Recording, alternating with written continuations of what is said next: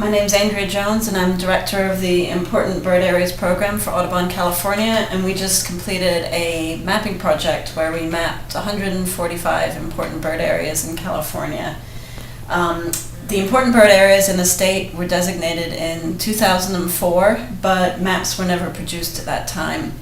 And starting in 2006, we decided to embark on a mapping project so that we would be able to promote the important bird areas around the state, use them for conservation projects, and also help us be able to prioritize across the landscape of California where we want to focus our conservation efforts.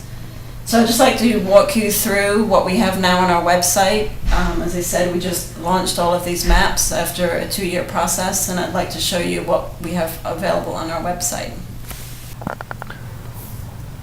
We're here on the Audubon California homepage, and I'd like to walk you through the Important Bird Areas program.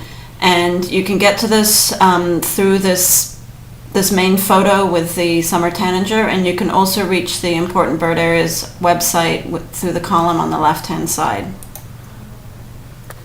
First thing I'd like to point out is that we do provide the criteria that were used to designate the 145 important bird areas in California. All of the sites were based on strict criteria, and data had to be provided in order for a site to be nominated.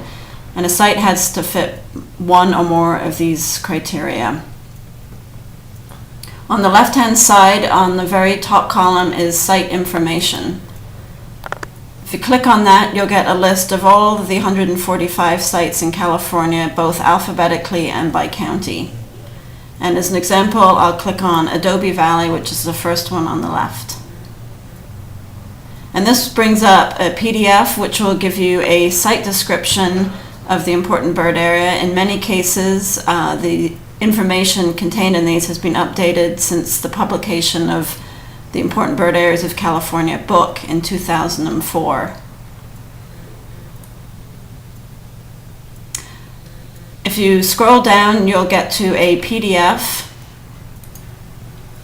which will show a map of the important bird area outlined in red and white, as well as a legend at the bottom. And this is the Adobe Valley. I'd also like to point out that we have a link on here to eBird, and we encourage people to click on that link if they've been to Adobe Valley, for instance, and enter their bird sighting records into eBird. Next, there's a link on the left for state and regional maps. Now we're at the next link, which is a GIS data and methods link on the left. And in this area, you can click on a technical report as a PDF file, which will give GIS users in particular detailed information on the methodologies we use to map all of these sites. And this is based on a report that we initially put together with students at Cal Poly who helped us with the initial mapping of these sites.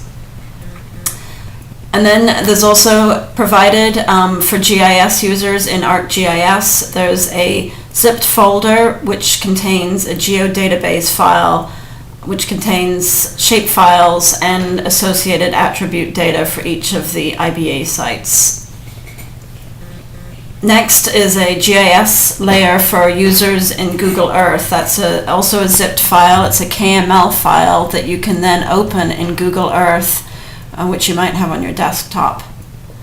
Lastly, for people not familiar or users of GIS or Google Earth but wanting more detailed information on each IBA, we've provided an Excel spreadsheet. There's also several other links on the left that might be of interest. There's a link which takes you directly to eBird California. There's a link called Links, which will bring you to information on the IBA program at National Audubon and other sites. There's also, if you click on copyright, there's the data distribution restrictions that we have provided through the National Audubon Society on how we'd like this information to be used. There's a page that shows you how to cite this information if you use it. We do recommend or require that you do do cite Audubon California and National Audubon for the use of this data. And lastly, but very importantly, we provided an acknowledgements page. A lot of different people worked on the mapping of the important bird areas of California, including students at Cal Poly, chapter volunteers all over the state, and a lot of Audubon staff worked really hard on this project, so we've made sure everyone is acknowledged here. The last link is a link to my contact information, as well as Mike Perlmutter, our Bay Area Conservation Coordinator and the director of our National IBA program. I'd also like to talk to you about how we can use these important bird areas maps and how we recommend other people to use them. The information is all freely available on our website, Bird Habitat. We also have a DVD version that we're happy to send out if you send us an email and request the DVD. We're trying to get this information out into the hands of government agencies at a local level as well as at a state level. Agencies such as the California Coastal Commission and Department of Fish and Game are already using this information, particularly in citing renewable energy zones and transmission corridors. And they can also be used on a local level.